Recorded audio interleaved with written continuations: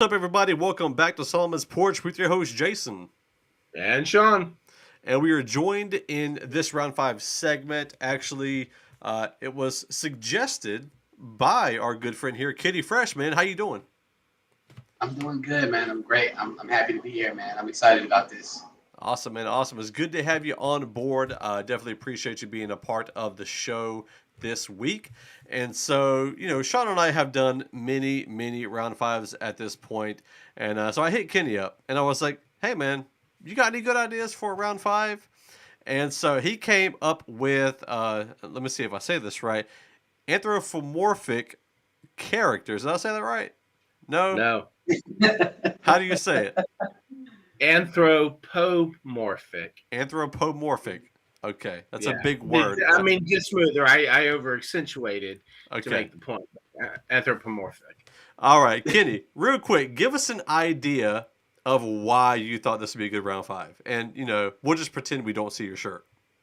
That's pretty much the big thing, man. I've just been in a TMNT mood, bro. And I think it could generate some good conversation because, there are people. I'm sure people were already doing anthropomorphic characters before, but TMNT really set the wave. And when you get from that in '87, or I think it was '86, '87 when the show hit, to the mid '90s when everybody was trying to drop a character and make it pop. Yeah, of course, there's Mickey Mouse and all that, but I think with the '80s and '90s, you saw a lot of that. You saw people like Thundercats. You saw just so much. So I just thought it'd be cool just to talk about and maybe even shed light on some not so popular anthropomorphic characters. Yeah, I think lots of people will probably know mine for the most part. But Kenny, I'm sure. We'll let you start off, man. What's your number five?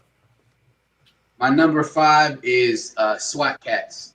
For those who don't know, it was first of all, I don't know what somebody was smoking when they made these characters, but it was a show that was on Cartoon Network back in the '90s, and it ran for 26 episodes, and it was this city. It was called It was about cats. Instead of people, it was cats, and so the SWAT Cats, the main characters, they were jet pilots. So it's two jet fighter pilot cats, and they're saving the city with their fighter jet.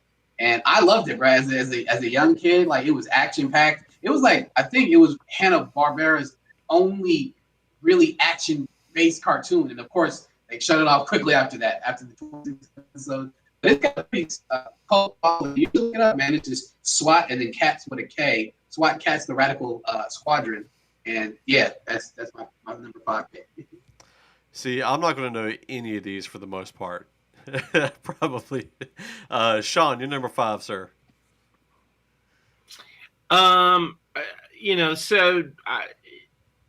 Most of mine are not going to be quite as obvious as I would say. A couple of them, but being that it's a topic of anthropomorphism, meaning just that it's human characteristics applied to. We normally associate it with animal or creatures, but it could be almost anything. So this first one does fit this category, but most of my others are not.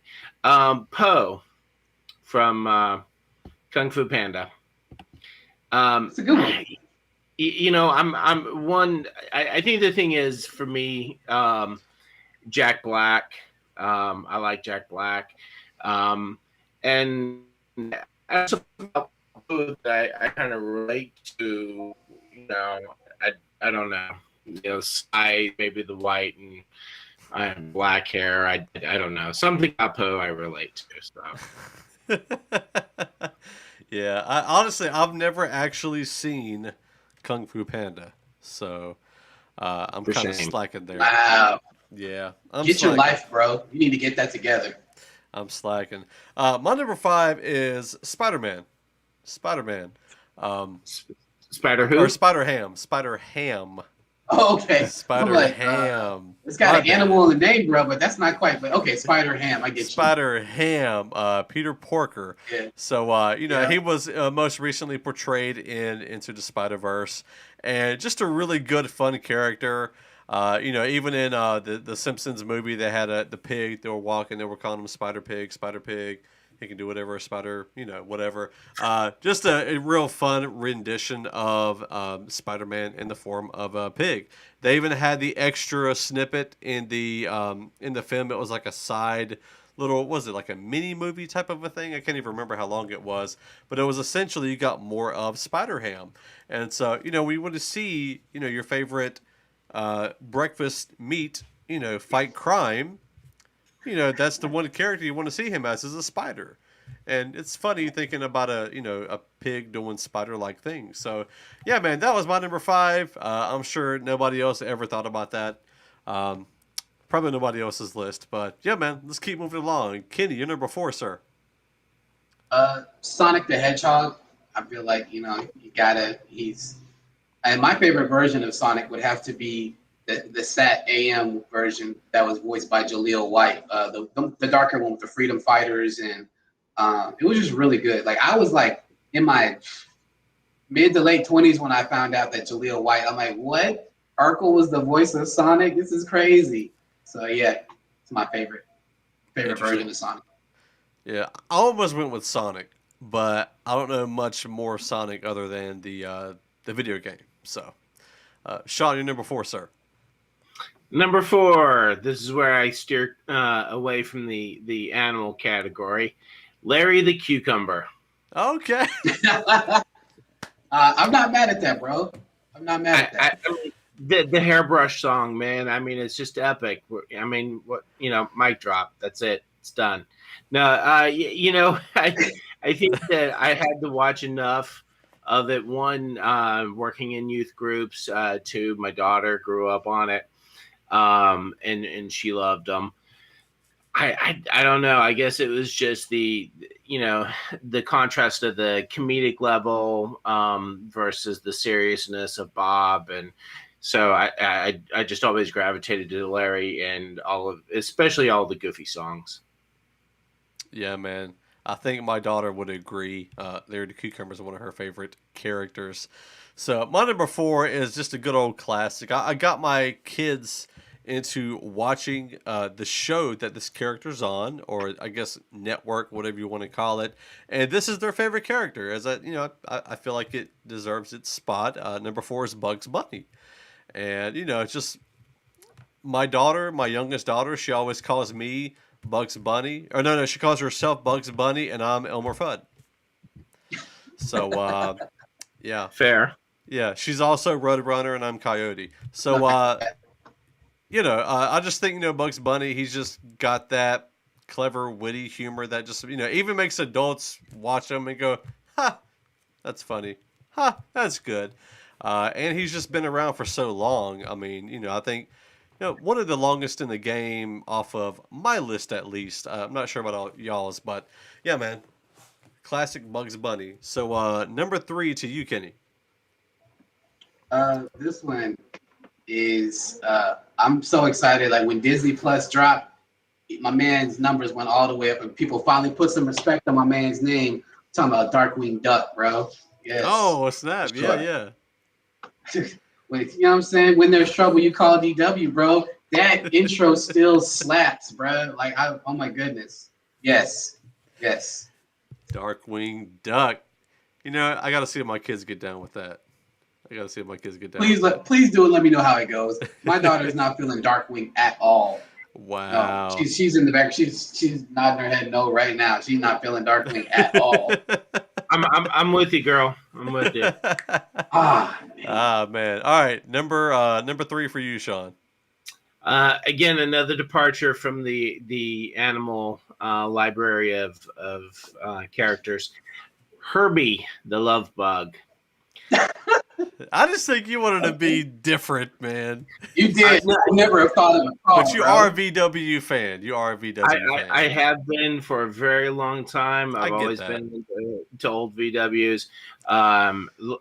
Grew up on the old movies. The newer movie with Lindsay Lohan's just okay, but it's one of my daughter's favorites. She grew up on it, so.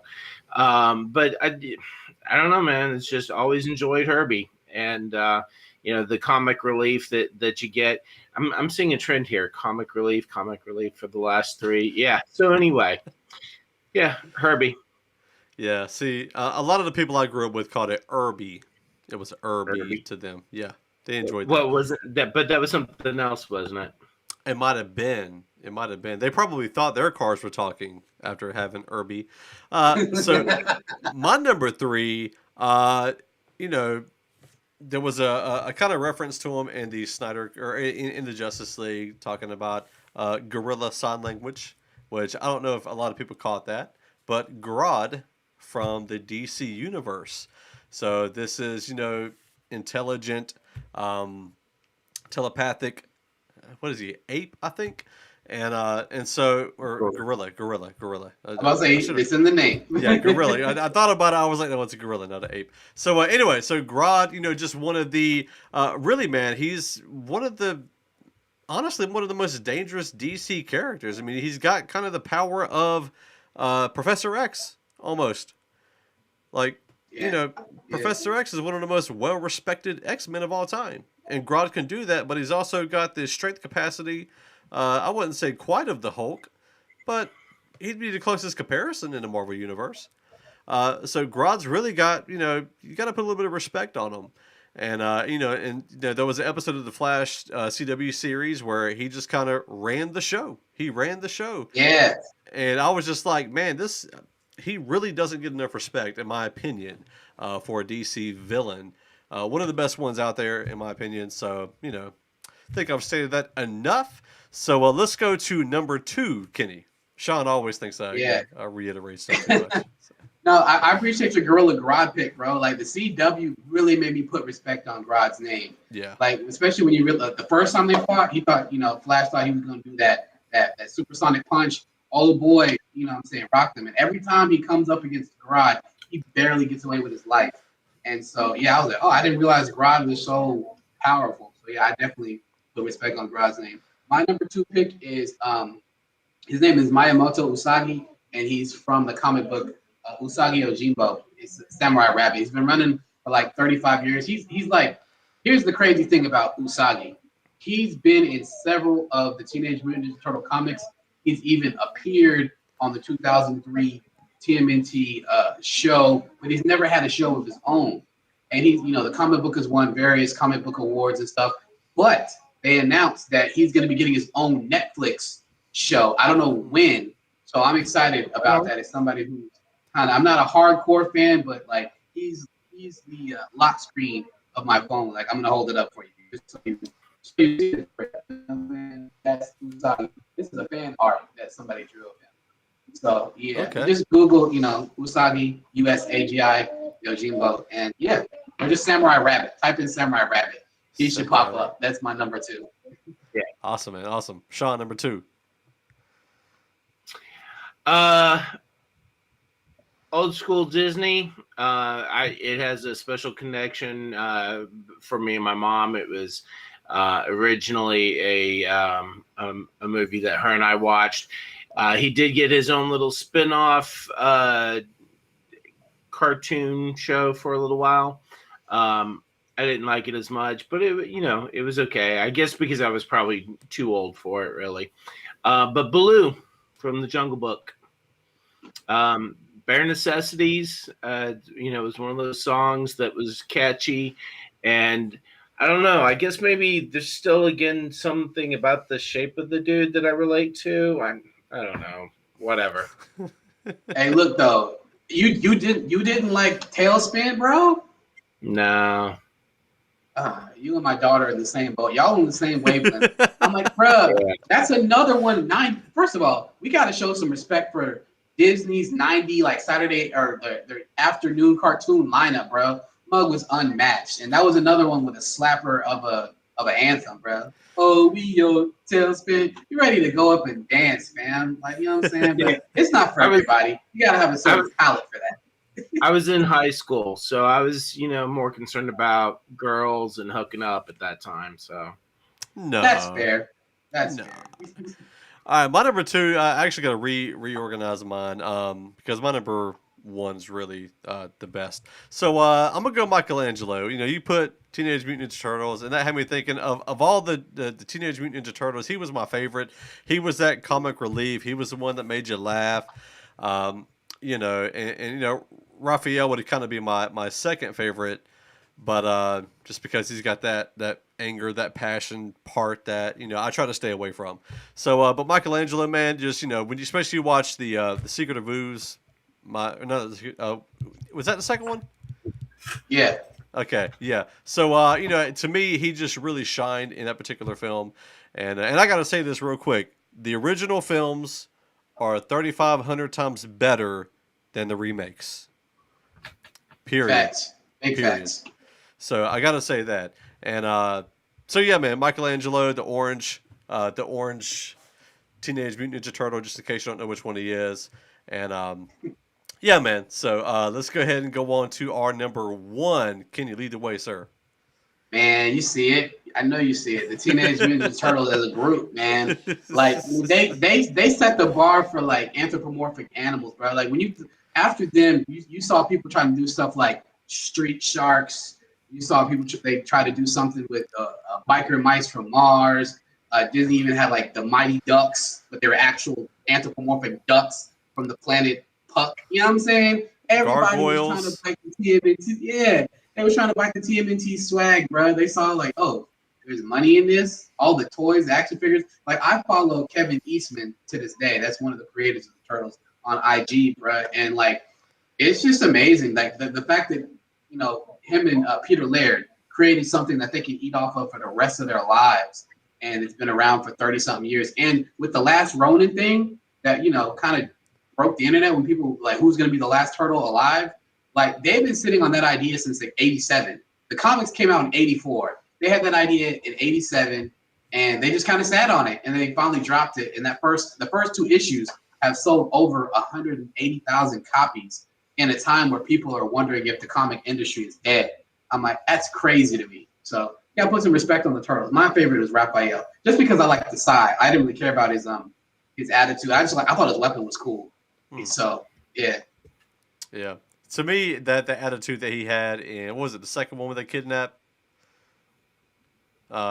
Splinter? I can't remember. Whenever they kidnapped Splinter, The first one. That was the first one. and he went completely berserk out on his own. I was like, yeah, that'd probably be me trying to break away from the crowd. Anyway, Shawn, you're number one, sir. Well, I gotta throw in my 2 cents about Teenage Mutant Ninja Turtles. They didn't make my list at all, but I actually specifically remember when that first issue released in comic book stores. I was at O'Leary comic book store in Washington, and I picked it up, and everybody was talking about it, and I said, "Bro, it's in black and white, and they're turtles. What? Are you kidding me?" I put it back on the shelf, man. I think I grabbed an X-Men comic or something. And you know, of course, now I'm wishing I bought it and you know saved it because it's crazy expensive. But I was like 9 when it came out, so 1984. So it's been a minute. All right, so my number one, Aslan. Aslan the Lion. Yeah. So, you know, not like a, you know, cartoon kind of thing, but still obviously fits that, you know, we have an animal character with human-esque kind of qualities. Well, obviously we know that it's more of a god representation. But, you know, there's just, even in the movie, The Lion, the Witch, and the Wardrobe, there's just something super comforting. Thank you, Liam Neeson. For voicing that about Aslan, that just you know, everything that you think about a good father figure, you know, even a best friend. Aslan kind of fills all of that, and so that's why he's my number one. Awesome, man. Awesome. So my number one, a lot of people are going to know this character from the MCU, and even more specifically from the probably top 3 MCU film. Period. I don't care what weird people think. People thought this movie was weird, but Rocket Raccoon, just one of the best characters in the MCU. Period.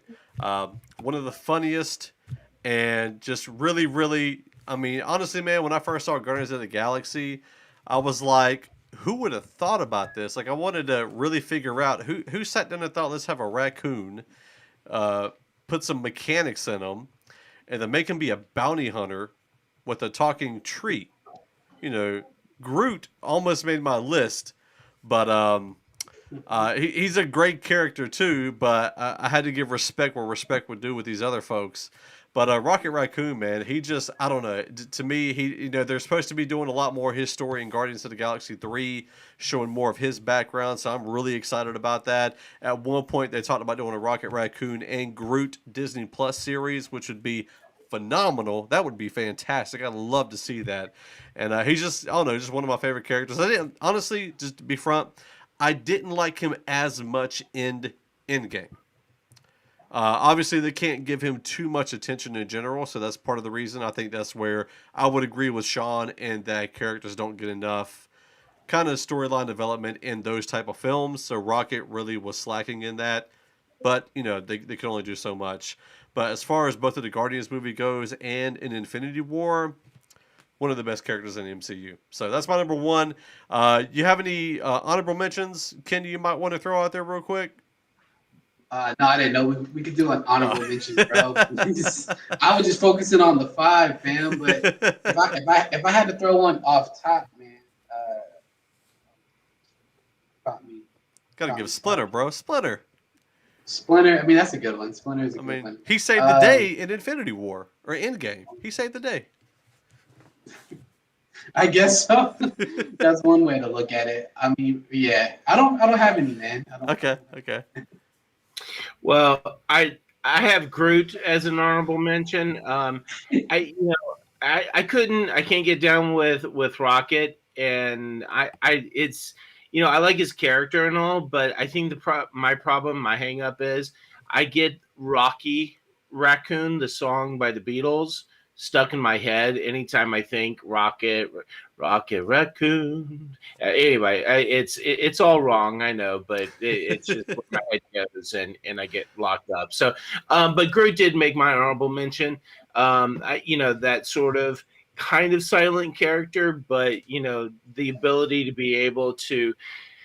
I think that the fact that he only has "I am Groot" as any kind of technical words to be used, that means that the rest of what he's communicating is in the tone in which he communicates, and then also in his actions, which I get is really cool, kind of brilliant, and I'd like to see more of that highlighted in some of the movies. But anyway, another honorable mention: Warner Brothers and Dot from Animaniacs. I don't think I've ever seen either. I haven't seen that. Did I stump you guys on that one? You got me. I think Kenny knows what you're talking about. Probably. No, I know that one, bro. Yeah. It's time for Animaniacs. You know what I'm saying? You get paid per play contracts. You know what I'm saying? Yeah. It was. It to me, it was a little more adultish, which is probably why I enjoyed it more. But Jason, you got HBO. I'm sure it's on there. Yeah, I think so. Yeah, and the reboot's on Hulu, or it was. Oh, okay. Gotcha. I didn't know there was a reboot. Yeah. Oh, bro, it's so. I've only watched the first couple of episodes, but like they really make fun of reboots and they make fun of themselves, and even the trailers for it, like, we definitely sold out.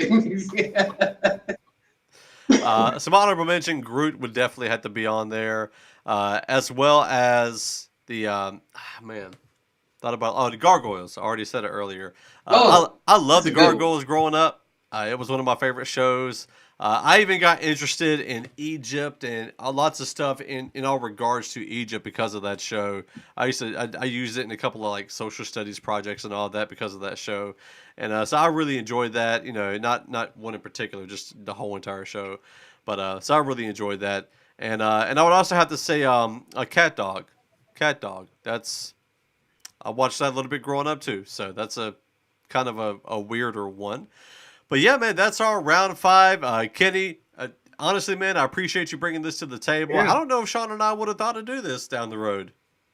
I really don't think we would have. So it's good, man. You stretched our capacity to think beyond typical boring stuff.